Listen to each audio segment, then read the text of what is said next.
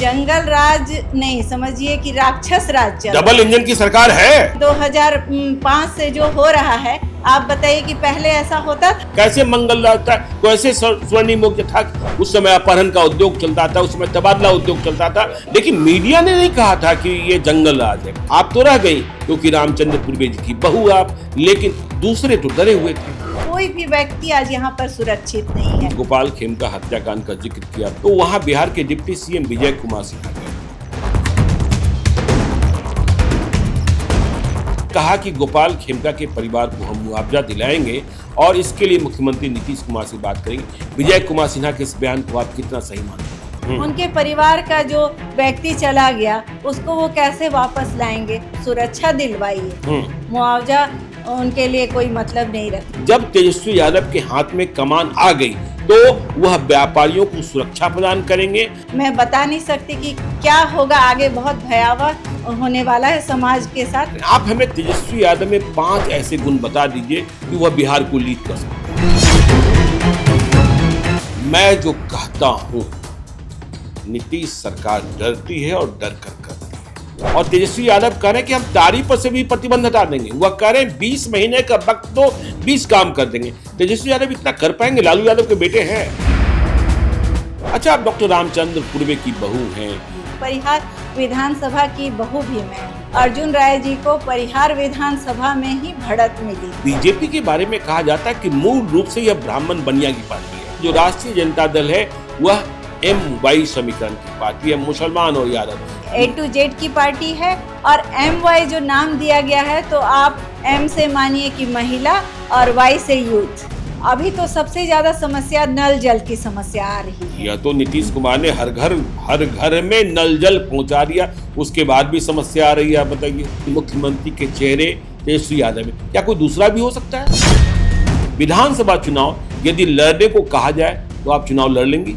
मैं भी अपने क्षेत्र की जनता का मैं सेवा करूं, इसी वजह से मैं राजनीति में आना चाहती हूं। MLA बनने के लिए आप राजनीति कर रही हैं या सेवा नीति में आपका भरोसा है?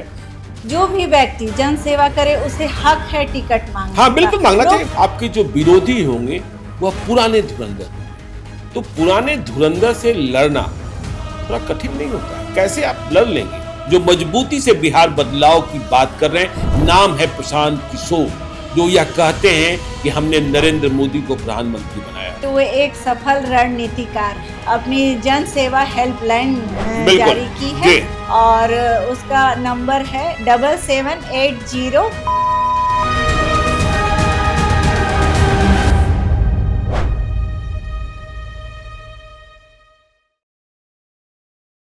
नमस्कार, मेरा नाम ज्ञानेश्वर है और आपने देखना शुरू किया है लाइफ स्टेज का पॉडकास्ट बिहार के धुरंधर। और आज मेरे साथ इस पॉडकास्ट में है डॉक्टर स्मिता पूर्वे। डॉक्टर स्मिता पूर्वे जब हम बोलते हैं तो आप समझते हैं, क्या समझते हैं? बिहार में जाति है जो जाति नहीं है। तो डॉक्टर स्मिता पूर्वे वैश्य महिला हैं, मतलब व्यापार से जुड़ी हुई हैं। इन्होंने PhD की डिग्री हासिल की है और यदि पारिवारिक पृष्ठभूमि की बात करें तो RJD के वरिष्ठ नेता डॉक्टर रामचंद्र पूर्वे की बहू हैं। डॉक्टर रामचंद्र पूर्वे की तारीफ में अभी पिछले दिनों राष्ट्रीय कार्य समिति की बैठक में तेजस्वी यादव ने क्या सब कहा था वह आपको याद है कि रामचंद्र पूर्वे हैं जो RJD का लेखा जोखा रखते हैं। रामचंद्र पूर्वे हैं जो राष्ट्रीय निर्वाचन प्राधिकारी बने, जिसके परिणाम के उपरांत लालू यादव राजद के फिर से राष्ट्रीय अध्यक्ष बने गए। तो डॉक्टर स्मिता पूर्वे 26 साल शादी के हो गए हैं, विवाह के हो गए हैं, अब राजनीति में कदम रखने जा रही है। परिवार तो राजनीति में है ही, हमने बताया, लेकिन अब प्रत्यक्ष राजनीति में सेवा तो पहले से करती रही है। तो आज हमने डॉक्टर स्मिता पूर्वे को इसलिए बुलाया क्योंकि बिहार की स्थिति क्या है, अपराध बेकाबू दिख रहा है, ऐसा लग रहा है कि दौर गड़बड़ चल रहा है, नियंत्रण में कुछ नहीं है। नीतीश कुमार की स्थिति क्या है यह भी आपको पता है, बेस्ट ऑफ द माइंड में वे नहीं है। तो डॉक्टर स्मिता पूर्वे यह साबित करना चाहती हैं कि 2005 के पहले बिहार में जंगल राज नहीं था। आज मतलब 2025 में राक्षस राज है। वैसे राक्षस राज, देखिए मैं ऑफ कैमरा बात कर रहा था इनसे, तो राक्षस राज कहना शुरू किया है तेजस्वी यादव ने, लेकिन डॉक्टर स्मिता पूर्वे एक महिला, क्योंकि कहा जाता है कि जब नीतीश कुमार 2005 में सत्ता में आए तो सबसे अधिक सुरक्षा और आजादी महिलाओं को मिली, लेकिन डॉक्टर स्मिता पूर्वे कह रही हैं कि इस राक्षस राज में महिलाएं सुरक्षित नहीं रह गई हैं, रोज घटनाएं घट रही हैं, महिलाएं विधवा बन रही हैं, महिलाओं के गले से चेन छीनी जा रही है, जहरीली शराब से घर में मातम हो रहा है। तो डॉक्टर स्मिता पूर्वे जी, आप कह रही थी बिहार में राक्षस राज आ गया, कैसे मान ले कि राक्षस राज आ गया? नमस्ते ज्ञानेश्वर जी, आपने मुझे यहाँ बुलाया, इसके लिए धन्यवाद जी। और मैं बिल्कुल ये साबित कर दूंगी यहाँ पर कि अभी जो राज चल रहा है वो जंगल राज नहीं, समझिए कि राक्षस राज चल रहा है। डबल इंजन की सरकार है। जी जी बिल्कुल है। हाँ। लेकिन राक्षस राज जो है वो आपको आज देखने के लिए मिल रहा है, चाहे वो कोई भी वर्ग हो, व्यापारी वर्ग, वैश्य समाज का ही आप ले लीजिए। अभी उदाहरण, सबसे पहले मैं आपको ताजा तरीन उदाहरण देती हूँ, गोपाल खेमका जी। उनके घर के आगे उनकी हत्या कर दी जाती है, जो कि एक पॉश इलाके में रहते थे, और उनकी हत्या कर दी जाती है और वहां पर बगल में ही पुलिस चौकी है और 2 घंटे के बाद पुलिस पहुंचती है। तो आप बताइए कि क्या ये जंगल राज नहीं है, राक्षस राज है, ये राक्षस राज इसको आप कहिए। साथ ही आप देखिए कि अभी डेली हत्या हो रही है, वैश्य समाज की तो हत्या हो ही रही है, उसके अलावा अन्य समाज का कोई भी व्यक्ति आज यहाँ पर सुरक्षित नहीं है। महिलाओं की सुरक्षा की बात करते हैं आप, किस तरह से महिला सुरक्षित है? आए दिन देख रहे हैं कि आप छोटी छोटी बच्चियों के साथ बलात्कार होता है। बिल्कुल इस तरह से होता था। आप बताइए कि 2005 से जो हो रहा है, आप बताइए कि पहले ऐसा होता था? हमारे मुख्यमंत्री जी कहते हैं 2005 के पहले ऐसा होता था जी। तो वही मैं कहना चाहती हूँ कि 2005 के पहले ऐसा होता था। आप बताइए कि मैं ये बताना चाहती हूँ कि एक छोटी बच्ची जिसका रेप हुआ और उसको 4 घंटे तक पीएमसीएच में उसे एडमिट नहीं किया गया और उसने तड़प तड़प कर दम तोड़ दिया, तो ये राक्षस राज नहीं है तो और क्या है? आए दिन छोटी छोटी बच्चियों के साथ बलात्कार हो रहा है और ये आम बात हो गई है और उनसे मुख्यमंत्री मिलने भी नहीं चाहते हैं। हमारे नेता हर रेप पीड़िता के घर मिलने जाते हैं, उनको सब जो संभव हो सकता है वो सहायता प्रदान करते हैं और कार्रवाई की भी बात करते हैं, और वो हमेशा से यही लगे रहते हैं कि महिलाओं की सुरक्षा हो और महिला शांति से रह सके। परंतु इस राज्य में तो न महिलाएं सुरक्षित है, न व्यापारी सुरक्षित है, न ही कोई भी वर्ग सुरक्षित नहीं। हम क्या मान लें कि गोपाल खेमका जी की हत्या हुई, बहुत निंदनीय है और बहुत ही बेखौफ वारदात है, बिहार को डराता भी है। इसका आशय क्या यह हो गया कि बिहार में राक्षस राज आ गया? जी बिल्कुल आ गया है। हाँ। आप देखिए 2018 में भी गुंजन खेमका जी जो उनके पुत्र थे, उनकी भी हत्या हुई थी, और जब उनकी हत्या हुई थी तो इन्हें सुरक्षा प्रदान करना चाहिए था, और अगर सुरक्षा प्रदान की भी गई थी तो उसे हटाना नहीं चाहिए था, क्योंकि परिवार को भय था। और उसी तरह से आज आप देखिए कि आज की ही घटना मैं बता रही हूँ कि गोविंद मित्रा रोड के एक व्यापारी हैं, वो भी लापता हैं। इसी तरह से सिवान में भी 4-5 लोगों की हत्या कर दी गई है। तो ये तो पूरी तरह से इंडिकेट करता है कि राक्षस राज आ गया है। नहीं, मैं यह जानना चाहता हूँ, चूंकि आप व्यापारी वर्ग से आती हैं, परिवार से आती हैं, तो क्या आपको लगता है जब आप लोगों से बात करती हैं, अपने समुदाय के लोगों से, क्योंकि आप अखिल भारतीय राष्ट्रीय वैश्य महासभा अखिल भारतीय राष्ट्रीय वैश्य महासभा की राष्ट्रीय कार्यकारी अध्यक्ष भी हैं महिला विंग की, और अखिल भारतीय सौंडिक संघ की राष्ट्रीय अध्यक्ष भी हैं महिला विंग की, तो जब बात होती है तो व्यापारी वर्ग में खौफ दिखता है। क्योंकि मैं पिछले दिनों देख रहा था कि एलजेपीआर जो एनडीए का घटक दल है, चिराग पासवान की पार्टी, उसके सांसद हैं राजेश वर्मा, वह भी कह रहे थे कि बिहार में व्यापारी जो हैं सुरक्षित नहीं है, स्थिति बहुत गड़बड़ है। जब आपस में बातचीत होती है तो महिलाएं विशेषकर वह भी डरी हुई हैं। जी, महिलाएं तो बहुत डरी हुई हैं, क्योंकि मैं एक महिला होने के नाते भी, और राष्ट्रीय वैश्य महासभा की मैं राष्ट्रीय अध्यक्ष हूं महिला विंग की, इसलिए भी मैं महिलाओं से मिलते रहती हूं। तो वैश्य समाज की महिलाओं में बहुत डर व्याप्त हो गया है, क्योंकि उनके घर से उनको लगता है कि अभी हमारे पति, हमारी बेटे काम से निकले हैं तो वो लौटेंगे कि नहीं घर सुरक्षित, इसका मतलब भी डर। 2005 के पहले जैसी स्थिति? जी, 2005 के पहले ऐसी स्थिति नहीं थी जी। ये तो एक मीडिया का, सॉरी टू से ज्ञानेश्वर जी, हाँ। पर मैं ये कहना चाहूंगी कि मीडिया के एक वर्ग के द्वारा ही ऐसा परसेप्शन बना दिया गया है कि 2005 के पहले जंगल राज था। लेकिन मैं ये कहना चाहूंगी कि 2005 के पहले लालू जी के शासन काल में वह स्वर्णिम काल था। स्वर्णिम काल था जी। लेकिन मीडिया ने नहीं कहा था कि ये जंगल राज है। पटना हाईकोर्ट की टिप्पणी थी बिहार की स्थिति को देखकर, और आप कह रही वो मंगल राज था। कैसे मंगल राज था? कैसे स्वर्णिम युग था? क्या हो गया था? उस समय अपहरण का उद्योग चलता था, उस समय तबादला उद्योग चलता था, बिहार का डेवलपमेंट तो कहीं कहां चला गया था, पता ही नहीं चल रहा था।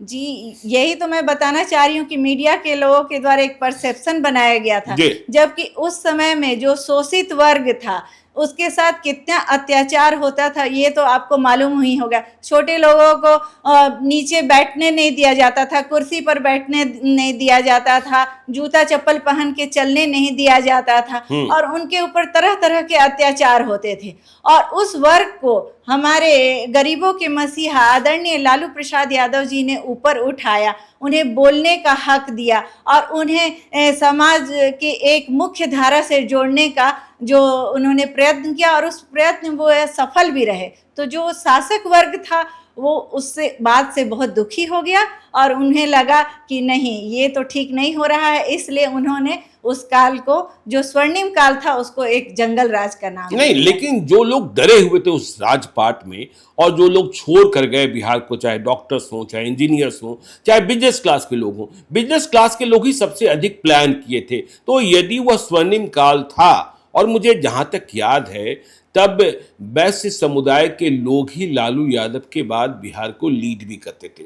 Shankar Prasad Tekriwal minister of finance हुआ करते थे, बहुत ही सीनियर मिनिस्टर्स थे, और यूएन पंजाब होम सेक्रेटरी थे। इसके बावजूद भी व्यापारियों में असुरक्षा का भय था। आप तो रह गई क्योंकि रामचंद्र पूर्वे जी की बहू आप, लेकिन दूसरे तो डरे हुए थे।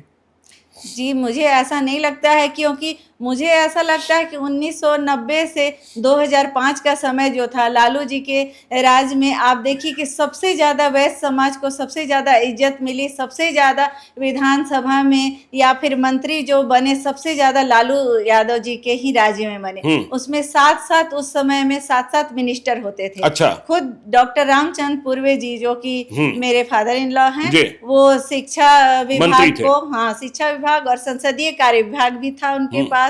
फिर स्वर्गीय शंकर टेकरीवाल प्रसाद जी हैं, उनके पास वित्त विभाग था। राजकुमार महासेठ जी थे।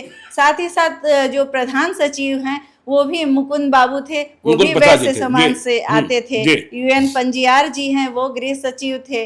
और इसी तरह जो भी बहुत सारे विश्वविद्यालय के जो कुलपति थे वो भी वैश्य समाज से आते थे, और वैश्य समाज को उन्होंने हमेशा से ऊंचा स्थान दिया और राजनीति में उन्होंने मुख्य धारा में उन्हें लाकर खड़ा किया। ब्रिज बिहारी प्रसाद का नाम भूली गई आप? हाँ, ब्रिज बिहारी प्रसाद जी, वो तो हाँ हमारे वैश्य समाज के मेन आदमी हैं। नहीं तो ठीक है, आपके समाज के मेन आदमी हैं। तो आप कह रहे हैं कि उस जमाने में वैश्य समाज को समुचित प्रतिनिधित्व मिल रहा था, लेकिन बीजेपी के बारे में कहा जाता है कि मूल रूप से यह ब्राह्मण बनिया की पार्टी है। तो जो बनिया वर्ग है, जो वैश्य समुदाय है, इस डबल इंजन की सरकार को पसंद करता है और उनको प्रतिनिधित्व भी मिलता है। आप कहती है वंचित कर दिए जाते हैं। आपके पास प्रमाण है क्या? जी सर, मेरे पास बिल्कुल प्रमाण है। मैं आपको ये बताना चाहती हूँ कि आपने अभी आदरणीय सुशील कुमार मोदी जी का नाम लिया, तो उन्हें भी तो मुख्यमंत्री पद से हटा दिया गया। सीएम के पद जी जी जी।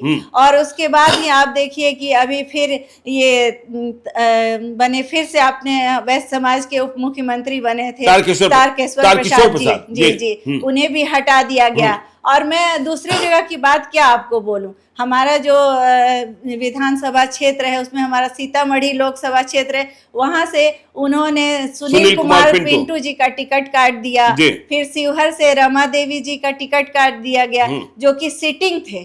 तो आप बताइए, जबकि हमारे नेता तेजस्वी प्रसाद जी ने वैश्य समाज जी को वहां से टिकट दिया, तो आप फिर ये बताएं कि वैश्य समाज को किसने ज्यादा साथ दिया है, आप समझ सकते हैं इस जी। बात को। नहीं, पिछले दिनों पटना में वैश्य महाजुटान भी हुआ था, तेजस्वी यादव भी गए थे, आप भी महिलाओं के साथ पहुंची थी क्योंकि आप महिलाओं के बीच सक्रिय रहती हैं। तेजस्वी यादव ने क्या भरोसा दिलाया कि वैश्य समुदाय यह महसूस कर सके कि जब तेजस्वी यादव के हाथ में कमान आ गई, यदि बिहार की जनता आदेश करती है, बिहार की जनता वोट करती है, तो वह व्यापारियों को सुरक्षा प्रदान करेंगे और बिहार में जो खौफनाक मंजर है, बिहार में जो असुरक्षा की भावना है, जो 2005 के पहले की बात कही जाती है या फिर वर्तमान दौर जिसे आप राक्षस राज कर रहे हैं, उससे वैश्य समुदाय को सामना नहीं करना होगा। तो मैं आपको सबसे पहले तो ये बताना चाहती हूँ कि आप देख ही रहे हैं कि वैश्य समाज पर सबसे ज्यादा अत्याचार अभी हो रहे हैं। एक तो डेली लूट मार हत्या तो आम बात हो ही गई है, उसके साथ ही जो वैश्य समाज एक तो नोटबंदी की मार झेल रहा है। नोटबंदी की मार? जी बिल्कुल, नोटबंदी की मार झेल रहा है। नरेंद्र मोदी कहते हैं कि जितनी काली कमाई थी हमने निकाल दिया। जी जी, ऐसी कोई बात नहीं है। इसका सबसे ज्यादा जो प्रभाव छोटे व्यापारियों पर पड़ा है, उसके बाद जो गलत जीएसटी की नीति है उसका भी प्रभाव छोटे व्यापारियों पर पड़ा है। उसके साथ साथ रही सही जो कसर थी वो ऑनलाइन शॉपिंग ने निकाल दी है। अच्छा, ऑनलाइन शॉपिंग? जी सर। अच्छा, यह कैसे? ऑनलाइन शॉपिंग से छोटे व्यापारी हैं उन्हें ही नुकसान हो रहा है। जो मीडियम वर्ग के हैं वो भी कर्ज में डूब गए हैं, टैक्स के तले दब गए हैं। और आप देखिए कि जो छोटा व्यापारी है वो अपना नहा धोकर पूजा पाठ कर अगरबत्ती करके दुकान में बैठता है और ग्राहक कहाँ से आए, उसके घर वाले ही ऑनलाइन शॉपिंग करके सामान मंगा रहे हैं। तो जो व्यापारी पहले 1 लाख रुपए महीने कमाता था उसकी आमदनी 20,000 हो गई है, जो 20,000 कमाता था उसकी 5,000 हो गई है। तो आप स्थिति इतना दिनों दिन बिगड़ती जा रही है कि मैं बता नहीं सकती कि क्या होगा आगे। बहुत भयावह होने वाला है समाज के साथ। इसलिए मुझे लगता है कि व्यापारी वर्ग अभी सबसे ज़्यादा परेशान है और इन्हीं सब मुद्दों को लेकर अभी पटना में वैश्य महासभा के द्वारा वैश्य प्रतिनिधि सम्मेलन कराया गया था और उसमें आदरणीय तेजस्वी प्रसाद जी आए थे।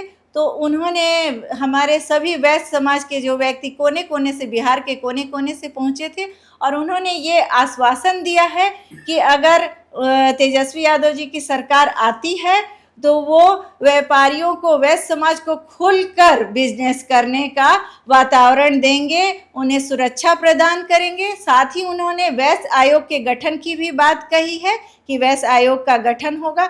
तो इस बार सभी वैश्य समाज के प्रतिनिधि सम्मेलन में तो जो भी आए हुए थे सभी ने ये बात हर जगह पहुंचाई है और पूरे बिहार के वैश्य समाज ने इस बार ठान लिया है कि वो सब मिलकर और तेजस्वी यादव जी का समर्थन करेंगे और उन्हें बिहार के मुख्यमंत्री बनाने में अपना योगदान देंगे। मतलब आप भी तेजस्वी यादव को वोट करेंगे? बिल्कुल बिल्कुल करूंगे सर। चलिए, देखिए, आपने कहा, देखिए, ऑनलाइन शॉपिंग ने एक बिल्कुल चुनौती पेश कर दी है। मैं भी मानता हूं कि रिटेलर्स परेशान हैं और मैंने कोरोना का वह दौर देखा है कि तब तो ऑनलाइन वाले भाग ही गए थे। जी, और ये जो लोकल जो शॉप थे और जो लोकल व्यापारी थे वही आपको घर के लिए नमक दाल दे रहे थे।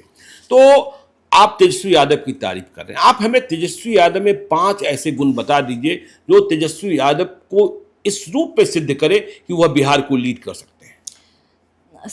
ज्ञानेश्वर जी, मैं बोलना चाहती हूँ कि तेजस्वी यादव जी में 5 नहीं अनेकों गुण हैं जो वो बिहार के भविष्य हैं। वो वही बिहार को सही दिशा निर्देश पर ले जा सकते हैं और बिहार को विकसित बना सकते हैं। तो उसके लिए तो सबसे पहले मैं कहूँगी कि उनमें जो नेतृत्व क्षमता है वो बहुत ही अभूतपूर्ण है। और ये आप देख सकते हैं वो एक तरह से उनको नौकरी मैन भी कहा जाता है। जब वो 2 बार डिप्टी सीएम रहे और दूसरी बार, और 17 महीने का उनका जो कार्यकाल था तो उसमें सिर्फ सोचिए कि छोटा कार्यकाल था 17 महीने का, उसमें उन्होंने 5 लाख से अधिक युवाओं को रोजगार देने का कार्य किया और उसके साथ ही 3 लाख नौकरियां सृजित भी की। परंतु बीच में ही सरकार पलट गई, इस वजह से वो इम्प्लीमेंट नहीं हो पाई। लेकिन अभी देखिए कि वो जिस तरह से छोड़कर गए थे उतने में ही सारे प्रोसेस अटक गए हैं। उसके साथ ही जब वो स्वास्थ्य विभाग को भी पूरी तरह से उन्होंने ठीक कर दिया था। औचक निरीक्षण भी करते थे रात में जाकर, और जो ड्यूटी से अनुपस्थित जो डॉक्टर्स थे उसको भी उन्होंने हटाने का कार्य किया। और पीएमसीएच की दशा, साथ ही साथ जो ग्रामीण जो अस्पताल हैं उनकी भी दशा सुधारने का काम किया। और उन्होंने ये बात कही है कि वो पलायन भी रोकेंगे, युवाओं को नौकरी देंगे। और छोटे मोटे जो युवा हैं जो कि हर कोई नौकरी नहीं करते हैं, अगर कोई व्यापार करना चाहता है तो छोटे मोटे उद्योग धंधे भी लगाने में वो मदद करेंगे। साथ ही ऐसा वातावरण बनाएंगे बिहार से कि बाहर से निवेशक भी आकर और यहाँ पर अपना व्यापार कर सकते हैं। इसके लिए वे सबसे पहले कि बिहार की जो लॉ एंड ऑर्डर को ठीक करेंगे। क्योंकि देखिए, मेरा ये मानना है कि जब तक लॉ एंड ऑर्डर ठीक नहीं होगा, तो जब यहाँ के लोग ही बाहर जाएंगे तो बाहर से जो निवेशक हैं तो वो तो आने से कतराएंगे। बिहार वाले तो जो गए हैं वो तो वापस आ जाएं।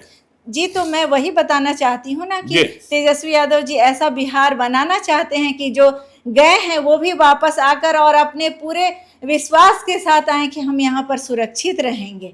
और साथ ही साथ हमारे नेता तेजस्वी प्रसाद यादव जी महिलाओं के लिए भी बहुत सोचते हैं। उन्होंने अपना 2,500 रुपए जी माई बहन योजना वो लाएंगे, जिसमें कि वो एक राशि नहीं उसको समझिए, वो महिलाओं का सम्मान बढ़ाने का, आत्मसम्मान की राशि वो हो।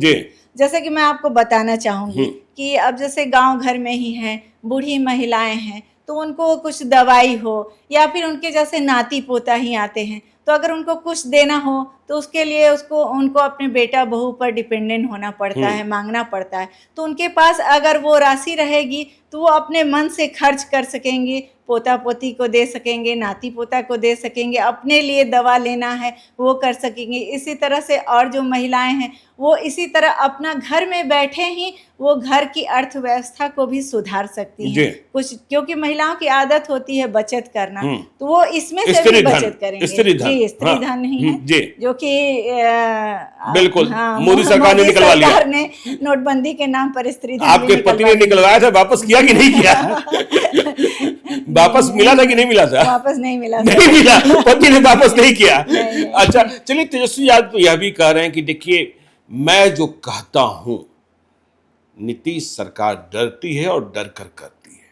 जैसे अभी पेंशन योजना की बात हुई, वृद्धावस्था पेंशन या विधवाओं को पेंशन या दिव्यांगों को पेंशन, जो 400 रुपए की राशि बढ़ाकर 1,000 रुपए की राशि कर दी गई।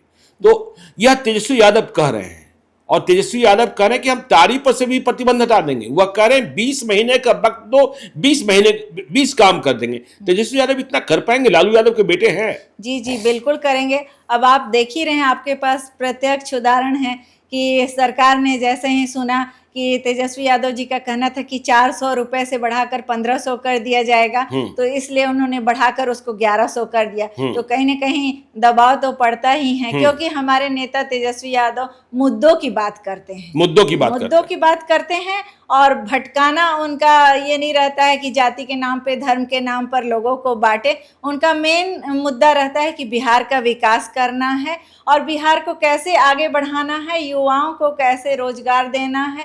इसी मुद्दे पर वे लगे रहते हैं, रात दिन वो हर जगह अपनी यात्रा करते रहते हैं और हमेशा से वो जनता के लिए ही, भलाई के लिए वो लगे रहते हैं। मैं एक सवाल पूछना भूल गया कि देखिए, आपने गोपाल खेमका हत्याकांड का जिक्र किया, बहुत ही गंदी घटना है, बिहार को डरा देने वाली घटना है। तो वहां बिहार के डिप्टी सीएम विजय कुमार सिन्हा गए थे और उन्होंने कहा कि गोपाल खेमका के परिवार को हम मुआवजा दिलाएंगे और इसके लिए मुख्यमंत्री नीतीश कुमार से बात करेंगे।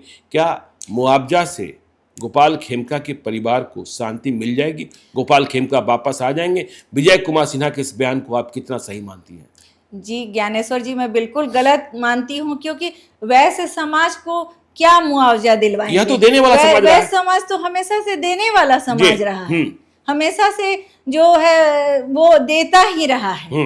तो उनको क्या मुआवजा दिलाएंगे? उनके परिवार का जो व्यक्ति चला गया उसको वो कैसे वापस लाएंगे? पहले भी उनके बेटे की हत्या हो चुकी थी, फिर उनके परिवार पर हमेशा से मैंने सुना है पहले भी कि गोलियों की उनके भाई भी बौछार हुए, जी। उनके भाई पर भी। तो ये मुझे बिल्कुल सही बयान नहीं लगा कि वो मुआवजा दिलवाएंगे। वैश्य समाज तो खुद देता है, तो उन्हें क्या मुआवजा दिलाएंगे? उन्हें दिलाना है आपको वैश्य समाज को, तो आप सुरक्षा दिलवाइए, मुआवजा उनके लिए कोई मतलब नहीं रखता। मुआवजा मतलब नहीं रखता। जी नहीं। अच्छा देखिए, बिहार में कहा जाता है कि वोट तो 2 ही 3 कारणों से मिलता है। पहली जाति, दूसरा 5 किलो राशन, तीसरा मंदिर और मस्जिद। तो 5 किलो अनाज तो मिल रहा है ना, देखिए गांव में मिल रहा है और लोग प्रसन्न हैं। चलो मोदी सरकार 5 किलो राशन दे रही है, 5 किलो राशन मुफ्त में लेते रहेंगे, वोट देते रहेंगे, चिंता किस बात की है? जी नहीं, इस पे मैं आपको ज्ञानेश्वर जी कहना चाहूंगी कि ये बिल्कुल गलत बात है। अब जनता भी जाग चुकी है। और आपने जहां राशन की बात की, 5 बिल्कुल, किलो राशन क्योंकि मैंने इसलिए बात की क्योंकि आप रसोई को देखती है ना। तो 5 किलो राशन भी नहीं मिल रहा, उसमें भी 1 किलो काट लिया जाता है। मतलब डीलर 4 किलो ही देता है? जी जी जी, अच्छा, उसमें भी 4 किलो ही देता है। और अब जनता समझ गई है कि हमको किसको चुनना है, कौन हमारा भविष्य है, कौन हमारे बिहार को आगे ले जाएगा, ये जनता समझ चुकी है। और इस बार सबने ठान लिया है कि तेजस्वी यादव जी को मुख्यमंत्री बिहार का बनाना है, मुख्यमंत्री बनाना है जी। अच्छा, आप डॉक्टर रामचंद्र पूर्वे की बहू हैं, आप लालू यादव को भी देखी हैं, आप तेजस्वी यादव को भी देख रही हैं। तो लालू यादव और तेजस्वी यादव में दोनों में क्या फर्क दिखता है? और तेजस्वी यादव में संकल्प, तेजस्वी यादव बार बार कह रहे हैं, इस बार समझा भी रहे हैं, गणेश परिक्रमा से नहीं, क्षेत्र परिक्रमा से। मैं सीतामढ़ी पर भी आता हूं क्योंकि सीतामढ़ी में भी हिंसक घटनाएं बहुत घट रही हैं, वहां भी रंगदारी को लेकर हत्याएं हो रही हैं। और लोकसभा चुनाव में हमने आपकी सक्रियता भी देखी है कि सीतामढ़ी लोकसभा चुनाव, जहां अर्जुन राय आरजेडी के प्रत्याशी थे, देवेश चंद्र ठाकुर जेडीयू के प्रत्याशी थे, कड़े मुकाबले में देवेश चंद्र ठाकुर चुनाव जीत गए। लेकिन परिहार विधानसभा, जो आपका बिल्कुल विधानसभा कहा ही जाएगा क्योंकि डॉक्टर रामचंद्र पूर्वे वहीं से आते हैं, तो परिहार विधानसभा क्षेत्र ही एक ऐसा विधानसभा क्षेत्र था जहां अर्जुन राय को लीड मिली थी, कम मतों से लेकिन लीड मिली थी। तो सीतामढ़ी की स्थिति ठीक है अपराध को लेकर कि वहां भी गड़बड़ है? क्योंकि वहां भी लगातार आपराधिक घटनाओं की चर्चा होती रहती है, कोई कालिया गिरोह, कोई फला गिरोह, कोई फला गिरोह, रोज हम सुनते हैं। और व्यापारी समुदाय वहां भी टारगेट पर रहता है और पुलिस वहां रोज मार खाती है। जी सर, तो सबसे पहले तो मैं ये कहना चाहूँगी कि आदरणीय लालू प्रसाद यादव जी की भी सोच हमेशा से बिहार को आगे बढ़ाने की थी।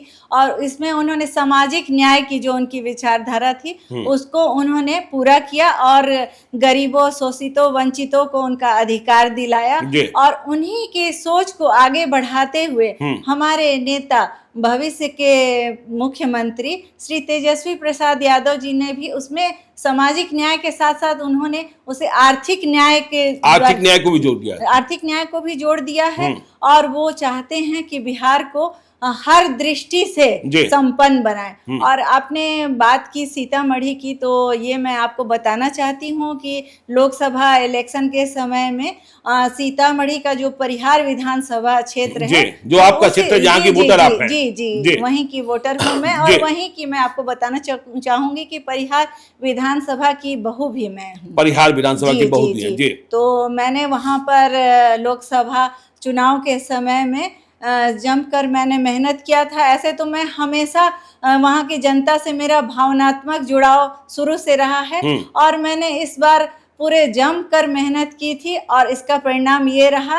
कि लोकसभा चुनाव में अर्जुन राय जी को परिहार विधानसभा में ही बढ़त मिली थी। चलिए देखिए, आप घर की बहू हैं, आपने लोकसभा में मेहनत की, आप विधानसभा के लिए क्या सोच रखे, यह भी सवाल आगे लेंगे। लेकिन एक विवाद हमेशा उठता है कि आरजेडी जो है, जब भी आरजेडी के आधार वोट की बात होती है या आरजेडी के फोकस एरिया की बात होती है तो कह दिया जाता है कि जो राष्ट्रीय जनता दल है वह MY समीकरण की पार्टी है, मुसलमान और यादव, इसके इतर कोई फिक्र नहीं है। तो क्या यह पार्टी सिर्फ मुसलमान और यादव की है?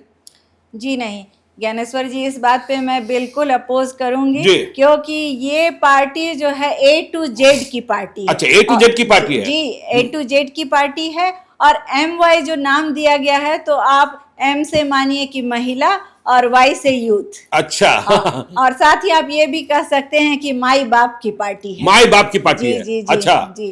तो इसमें सभी वर्ग का, हमारे नेता का मानना है कि हम सभी वर्ग के लोगों को लेकर चलते हैं। और आप अभी देखिए ही कि विधानसभा चुनाव हो या फिर लोकसभा चुनाव हो, हर वर्ग, हर जाति के लोगों को टिकट दिया गया है। आप अपनी हमारी पार्टी में देखिए और इधर पार्टी में देखिए कि कितने कितने कास्ट के कितने विधायक हैं, कितने सांसद हैं। तो उसमें सबसे ज्यादा, चाहे वो महिला हो चाहे पुरुष हो, हर जाति के लोगों को राष्ट्रीय जनता दल ने टिकट देने का काम किया है और हर जाति के लोगों को आगे बढ़ाना चाहते हैं। ऐसा कुछ नहीं है कि सिर्फ दो कास्ट के लोगों को लेकर चलना चाहते हैं। केवल मुसलमान और यादव की पार्टी नहीं रखी जी नहीं, ये गलत परसेप्शन बनाया गया है, गलत परसेप्शन। लेकिन एक बात कही जाती है, देखिए इंडिया ब्लॉक में बहुत घमासान है, कांग्रेस इंडिया ब्लॉक में शामिल है, राष्ट्रीय पार्टी है, आरजेडी तो रीजनल पार्टी है, लेकिन बिहार में ड्राइविंग सीट पर बैठी हुई है। आपके साथ वीआईपी भी है और दूसरी पार्टियां भी है, लेफ्ट पार्टियां भी है।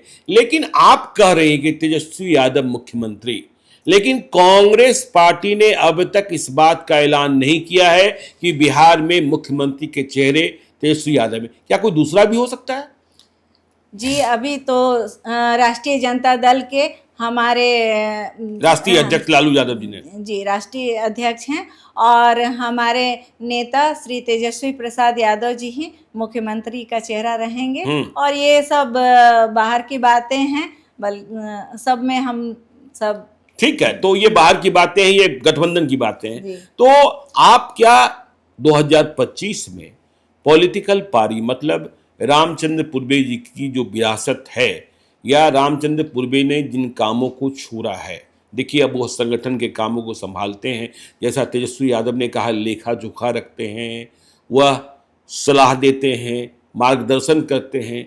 तो सलाह और मार्गदर्शन अलग, लेकिन क्षेत्र में तो क्या हम माने डॉक्टर स्मिता पूर्वे 2025 में, 2024 में आपने कहा कि हमने लोकसभा चुनाव में अपनी भूमिका का निर्वहन किया, 2025 में विधानसभा चुनाव यदि लड़ने को कहा जाए तो आप चुनाव लड़ लेंगी? जी सर, मैं बिल्कुल तैयार हूं इसके लिए। वैसे तो मैं शुरू से ही राजनीति से, मुझे शुरू से ही लगाव रहा है। मतलब शादी के पहले से ही मुझे, शादी के पहले से भी? जी, अच्छा जी, मुझे राजनीति में बहुत लगाव था और मैं आदरणीय लालू प्रसाद यादव जी की विचारधारा से मैं शुरू से बहुत प्रभावित रही थी। उनकी निर्भीकता मुझे बहुत पसंद थी और जिस तरह से उन्होंने समाज को, शोषित समाज को ऊपर उठाया, ये भी मुझे बहुत ही आदरणीय, उनके प्रति श्रद्धा से भर देता था। और इत्तेफाक देखिए कि मेरी शादी भी एक राजनीतिक घराने में हुई। बिल्कुल। और जब मैंने यहाँ पर मैं शादी होकर आई तो डॉक्टर रामचंद्र पूर्वे जी, जो कि मेरे ससुर हैं, तो उन्हें मैंने देखा कि वो दिन रात जनता की सेवा में लगे रहते हैं और वो जनता की सेवा में लगे ही रहते हैं, साथ ही संगठन के प्रति जो उनकी कर्तव्य निष्ठा है, उनकी ईमानदारी है, और लगभग 40 सालों से जो वो एक ही विचारधारा से जुड़े हुए थे, जी समाजवादी से जुड़े हुए थे। और लालू जी के साथ उन्होंने शुरू से जो हैं वो अब तक हैं, और उनकी यही सब पलटू राम नहीं बने डॉक्टर रामचंद्र पूर्वे। जी, कभी नहीं, सत्ता के लिए उन्होंने कभी समझौता नहीं किया। क्योंकि सत्ता जो है उनके लिए सेवा का माध्यम था, मतलब शासन करना नहीं था उनके लिए। क्योंकि अगर वो शासन करना चाहते तो वो भी पार्टी चेंज करके इधर से उधर जा सकते थे, परंतु नहीं, उन्होंने, उनकी जो विचारधारा थी वो अभी तक उनकी कायम है और आगे भी रहेगी। तो ये सब बातें मुझे बहुत प्रेरित करती थी। फिर साथ ही मैं देखती थी, मैं आपको बताना चाहूंगी कि जब मैं शादी होकर आई उस समय मंत्री थे हमारे पापा जी, तो जो हमारा घर था वहां पर, जो बंगला हमें मिला हुआ था, सरकारी बंगला, तो वहाँ कमरे बने हुए थे मरीजों के रहने के लिए। बिल्कुल, उसको मिनी अस्पताल कह सकते हैं पटना में। हाँ, जो सीतामढ़ी और परिहार से लोग आते थे। जी, हमारे विधानसभा क्षेत्र के व्यक्तियों के लिए करीब 20 कमरों का हम लोग ने निर्माण कर रखा था, और बाकायदा गाड़ी, ड्राइवर और जो पेशेंट आते थे, हाँ, उनको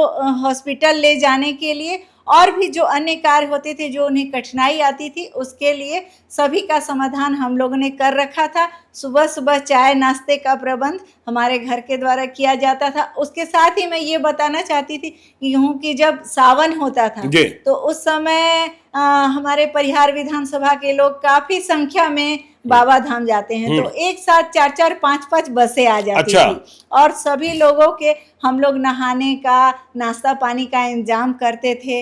इसी तरह जब हज के लिए लोग जाते थे तो उस समय भी सब गाड़ियां आती रहती थी, तो हर कोई के लिए हमारे पापा जी ने इंतजाम करके रखा था। और साथ ही मुझे भी बहुत अच्छा लगता था लोगों की सेवा करना, क्योंकि उनकी आंखों में जो मैं एक प्यार देखती थी, एक संतुष्टि देखती थी, एक अपनापन देखती थी, तो मुझे बरबस उस और समाज सेवा के प्रति मुझे खींच ले गया और मैं भी चाही कि मैं भी अपने क्षेत्र की जनता का मैं सेवा करूं। इसी वजह से मैं राजनीति में आना चाहती हूं और अपने क्षेत्र के लोगों का विकास और उनकी सेवा के लिए मैं इस बार विधानसभा चुनाव तो राजनीति में आप आना चाहती हैं, क्या आपने अपने पति से परमिशन ले ली है और उन्होंने कह दिया स्मिता जाओ, मैं देख लूंगा, मैं अपना काम करता रहूंगा, जाओ तुम क्षेत्र में पसीना बहाओ, पति ने इजाजत दे दी? जी सर, मैं ये बताना चाहूँगा, मैं ये बताना चाहूँगी कि मेरे पति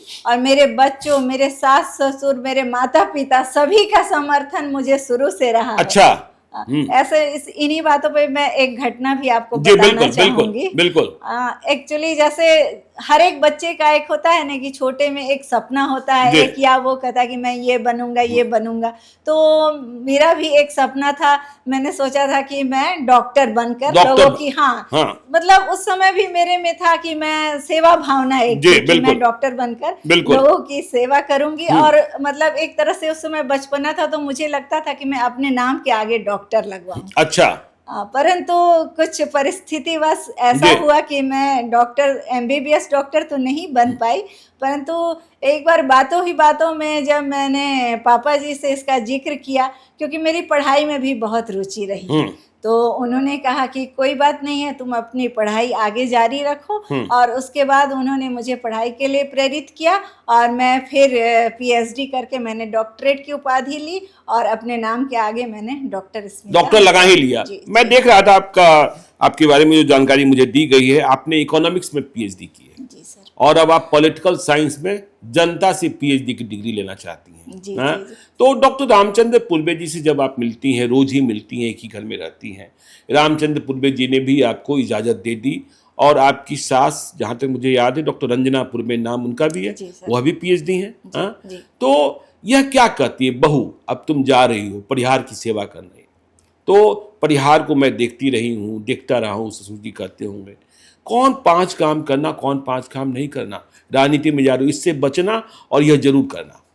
जी, उन्होंने हमेशा से मुझे मार्गदर्शन दिया है और उनका सबसे पहला यही है कि तुम्हें जनता से जुड़े रहना है और जनता की सेवा में लगे रहना है और उनकी जो भी समस्याएं हैं उनको दूर करना है और हमेशा बुराइयों से दूर रखना है। किसी की जो निगेटिविटी होता है उसको साथ लेकर नहीं चलना है, हमेशा सेवा भावना से आगे बढ़े रहना है और लोगों के विकास के बारे में सोचना है। यही उन्होंने मुझे हमेशा सिखाया है और मैं उसी पे चलना चाहती हूँ और जन सेवा में मैं लगे रहना चाहती हूँ। नहीं, जन सेवा में आप लगे रहना चाहती हैं, लेकिन बड़ा सवाल होता है कि जब आप विधानसभा चुनाव लड़ने को सोचती हैं और RJD जैसी पार्टी, देखिए बिहार में रीजनल पार्टी में सबसे बड़ी पार्टी है RJD, तो टिकट के कई दावेदार लोग होते हैं।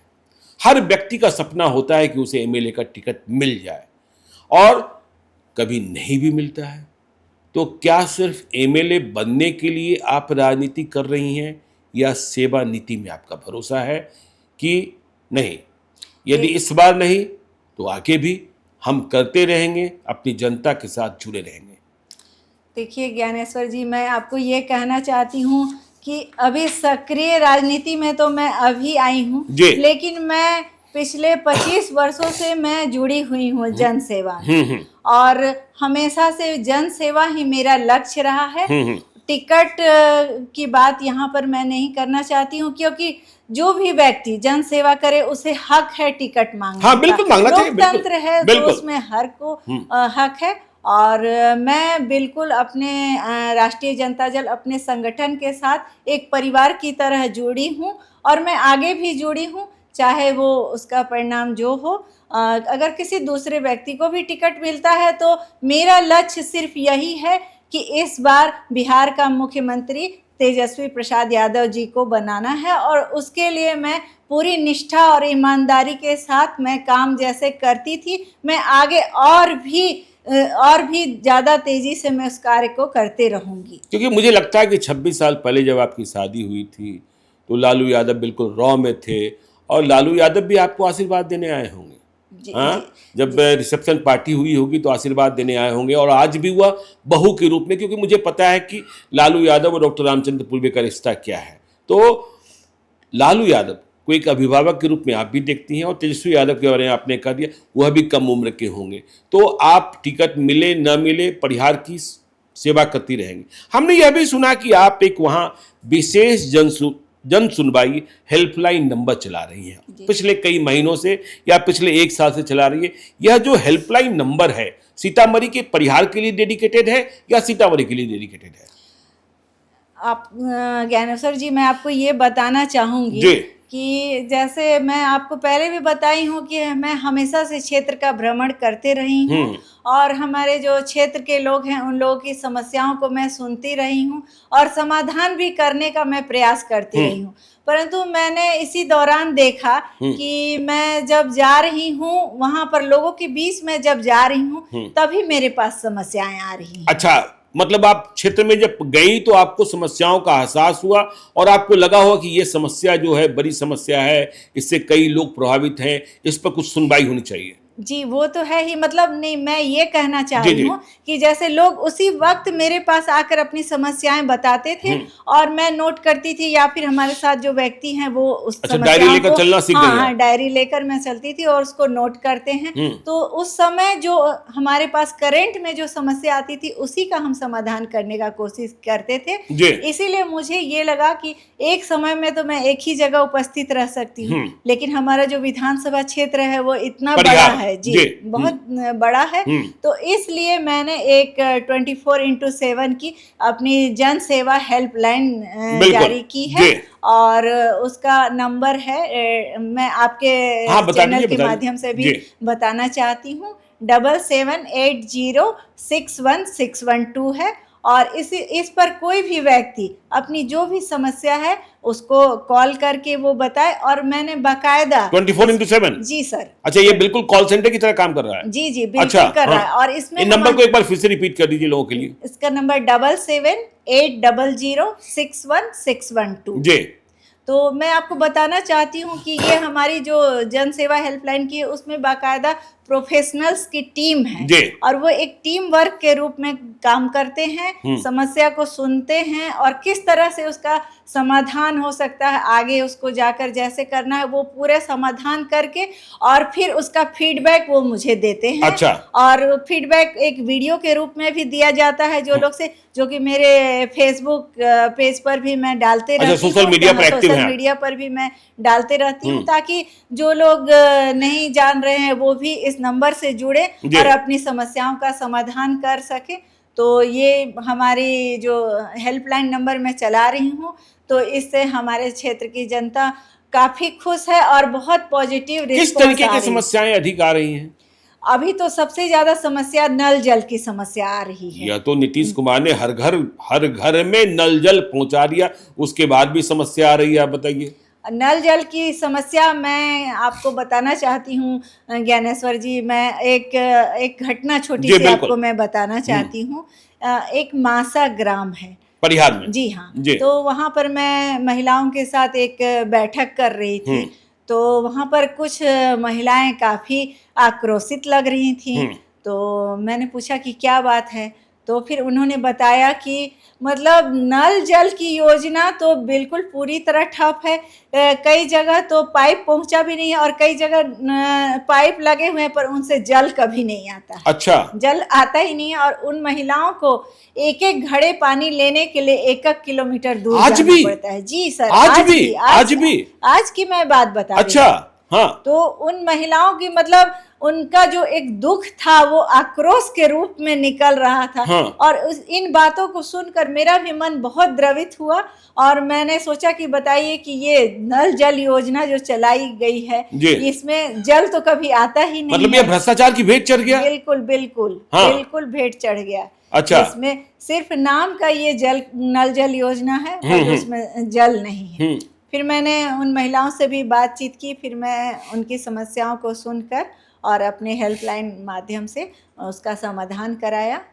तो इससे मुझे बहुत खुशी होती है। डॉक्टर स्मिता पुरबे जी, आपको यह नहीं लगता कि देखिए आप पहली बार यदि आपको टिकट मिलता है तो चुनाव लड़ने जाएंगे, परिहार विधानसभा क्षेत्र या बिहार में डबल इंजन की सरकार, एनडीए की ताकत, आपके जो विरोधी होंगे वह पुराने धुरंधर होंगे, तो पुराने धुरंधर से लड़ना थोड़ा कठिन नहीं होता है? कैसे आप लड़ लेंगे?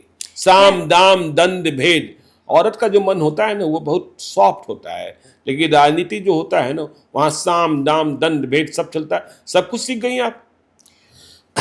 ज्ञानेश्वर जी, मैं बताना चाहती हूँ कि मेरी राजनीति जो है भटकाव वाली राजनीति नहीं है। मेरी राजनीति मुद्दों की बात करने वाली, जैसे हमारे नेता मुद्दों की बात करते हैं उसी तरह मैं भी मुद्दों की बात करती हूँ। तो साम दाम दंड भेद ये सब मेरे लिए मायने नहीं रखता है।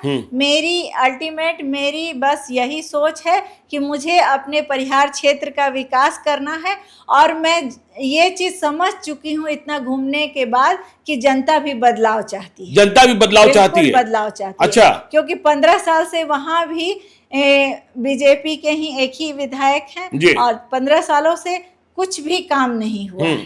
स्थिति बद से बदतर हो गई है। सड़कें तो है परंतु वो चलने लायक नहीं है। अभी मैं सड़कें चलने लायक नहीं है? बिल्कुल चलने लायक नहीं। अच्छा। अभी थोड़ी सी बारिश में अभी मैं जब अभी क्षेत्र में गई तो मतलब समझिए कि इस तरह से सड़कें हो गई हैं कि वहां पर आप मछली पालन कर सकते हैं। मतलब परिहार में सड़कों की यही स्थिति है? जी सर, बहुत खराब स्थिति है। और खासकर जैसे कुछ गांव जो है, मैं मतलब आपको गांव का भी नाम बताना चाहती हूँ। एक डंडी, परवाहा, बाया, भवानीपुर जो हमारे परिहार विधानसभा राजनीतिक हो गई, आपको गांव का नाम याद आ गया? जी। तो वो मेरा क्षेत्र में वहां तो बीजेपी से जीती हुई है ना गायत्री देवी। जी। तो उन्हीं की सरकार में पथ निर्माण विभाग भी तो भाजपा के मंत्रियों के पास ही है। पहले विजय कुमार सिन्हा के पास ही था, नितिन नवीन के पास था। क्या गायत्री देवी जी को यह गांव नहीं दिखाई नहीं पड़ता है जहाँ की सड़कें इतनी खराब है कि वहां मछली पालन कर ले? जी सर, बिल्कुल दिखाई नहीं देता होगा, तभी जो सड़कों की स्थिति है बहुत दयनीय बनी हुई है। और नदी नाले सब बिल्कुल समझिए कि नाला और रोड बिल्कुल बराबर हो चुका है।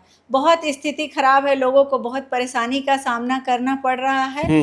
मतलब इतना ज़्यादा दयनीय स्थिति है कि मैं बता नहीं सकती। इसलिए मैंने यही सोचा है कि जब मैं परिहार विधानसभा से मैं अगर विधायक बनती हूँ तो मैं सबसे पहले तो सड़कों का अच्छा से निर्माण कराऊंगी, क्योंकि लोगों को इतनी परेशानी ना हो। साथ ही वहाँ पे समझिए कि परेशानियों का कोई अंत नहीं है। जैसे आप महिलाएं भी आप देख ही रहे हैं, एक तो बिहार में भी शिक्षा का महिलाओं का स्तर इतना नीचा है। उसके साथ ही परिहार विधानसभा मुझे लगता है जो सीतामढ़ी लोकसभा क्षेत्र में सबसे ज्यादा पिछड़ा हुआ बन गया। सबसे ज्यादा पिछड़ा। वहाँ पे महिलाओं की साक्षरता स्तर भी बहुत कम है। उसके साथ ही जो ये जेंडर रेशियो है वो 1000 पे मात्र 903 महिलाएं हैं। नहीं, अब तो बिहार का ही घटते जा रहा है और यह इस बात को प्रमाणित कर रहा है कि बिहार में जो अल्ट्रासाउंड सेंटर्स हैं वहां लिंग परीक्षण का अपराध हो रहा है और कोख में लड़कियां मार दी जा रही हैं। तो यदि आप मान लीजिए विधायक बन गई तो आपने कुछ प्राथमिकताएं तय की होंगी कि हाँ मुझे ये काम करने हैं। जैसे हमने सुना और पढ़ा कि महिलाओं का सामाजिक और आर्थिक सशक्तिकरण की बात कर रही हैं, युवाओं के लिए शिक्षा, कौशल और रोजगार की बात कर रही हैं, किसानों की समस्याओं के स्थायी समाधान की बात कर रही हैं, बाढ़ प्रभावित क्षेत्रों के पुनर्विकास की बात कर रही हैं, पंचायत स्तरीय जवाबदेही और पारदर्शिता की बात कर रही हैं। आप इसका कोई रोड मैप आपने तैयार किया है? जी सर, मैंने तैयार किया है। मेरी प्राथमिकताएं यही है कि मैं सबसे पहले तो पूरा बदलाव, जैसे मैंने आपको बताया कि मैं क्षेत्र का बदलाव करना चाहती हूँ। तो इसके लिए सबसे पहले तो सड़कों की स्थिति सुधारूंगी मैं। फिर नल जल जो योजना है ये जो चल रही है, तो मेरा ये कहना है और ये मेरा मानना है कि जो योजनाएं आए वो सिर्फ कागजों पे ही नहीं रहे, बल्कि वो धरातल पर भी आनी चाहिए। और उनमें ज्यादा होता है, अभी देखिए कि कोई योजना है कि इतना इतना ये चल रहा है, कागजों पे है, पर वो जब जाकर आप देखिएगा धरातल पे तो कोई सही से इम्प्लीमेंट नहीं हुआ है। तो मैं उनके बीच की जो दूरी है कि जो सही से इम्प्लीमेंट नहीं हो रहा है, तो उसको मैं सबसे पहले सुधारना चाहती हूँ। उसके साथ ही महिलाओं की भी स्थिति सुधारने का मैं प्रयत्न करूँगी। इसमें हमारे नेता के द्वारा जो माई बहन की योजना आ रही है उससे सुधार होगा। साथ ही साथ जो वृद्धा पेंशन योजना है वो भी बढ़ाई जाएगी। और हमारे परिहार क्षेत्र से एक चीज मैंने ये भी अनुभव किया है कि पलायन भी काफी मात्रा में, पलायन भी काफी, सारे लोग मजदूरी करने के लिए जी बाहर जा रहे हैं। तो आप देखिए कि अभी 15 सालों में एनडीए सरकार के द्वारा कोई भी उद्योग धंधे छोटे मोटे भी नहीं लगाए गए हैं, ताकि वहाँ के जो नवयुवक हैं वो अपना रोजगार कर सकें। तो मेरी ये प्राथमिकता रहेगी। अच्छा, बिहार सरकार बहुत डंके की चोट पर कहती है कि शराबबंदी ने समाज को बहुत फायदा पहुंचाया है, महिलाओं को बहुत फायदा पहुंचाया है, घरेलू हिंसा कम हुई है, शांति हुई है। लेकिन विपक्ष आरोप करता है, तेजस्वी यादव भी कहते हैं कि शराब की होम डिलीवरी हो रही है, थाने बिक जा रहे हैं, एसपी बिक जा रहे हैं, पैसों को लेकर पोस्टिंग हो रही। क्या शराबबंदी का जो असली उद्देश्य था वह पूरा हो पा रहा है? शराबबंदी सफल है या शराबबंदी विफल है? आपका स्टैंड क्या है? ज्ञानेश्वर जी, मैं ये कहना चाहती हूँ कि शराबबंदी पूरी तरह से विफल है। मतलब होम डिलीवरी हो रही है? बिल्कुल हो रही है। और अगर शराबबंदी सही तरीके से हो जाती तो उससे अच्छा महिलाओं के लिए कुछ नहीं था। पर अब तो महिलाएं इतनी परेशान हो गई हैं कि जहरीली शराब पीकर उनके घर के पुरुष मर रहे हैं। और जो शराब पहले समझिए कि सस्ते दरों पे मिलती थी, वो और 10 गुना उसका दाम बढ़ के मिल रहा है। और नकली शराब मिल रहे हैं और होम डिलीवरी हो रही है। तो शराबबंदी तो पूरी तरह से फेल है। और अगर इसको अच्छे से लागू किया जाता तो ये महिलाओं के लिए बहुत अच्छा था। परंतु मैं आपको ये कहना चाहती हूँ कि आज महिलाएं इससे सबसे ज़्यादा दुखी हैं, क्योंकि नकली शराब पीकर घर के पुरुषों की जान जा रही है। उसके साथ ही साथ जो बच्चे हैं वो सब नशा वगैरह भी कर रहे हैं। जी, सूखा नशा भी कर रहे हैं। तो इसको तो मैं बिल्कुल विफल मानती हूँ। विफल मानती? बिल्कुल। देखिए, आप बदलाव की बात कर रही हैं और बिहार में बदलाव और बने रहने के लिए लड़ाई सीधे तौर पर दो गठबंधनों के बीच में, एनडीए वर्सेस इंडिया ब्लॉक।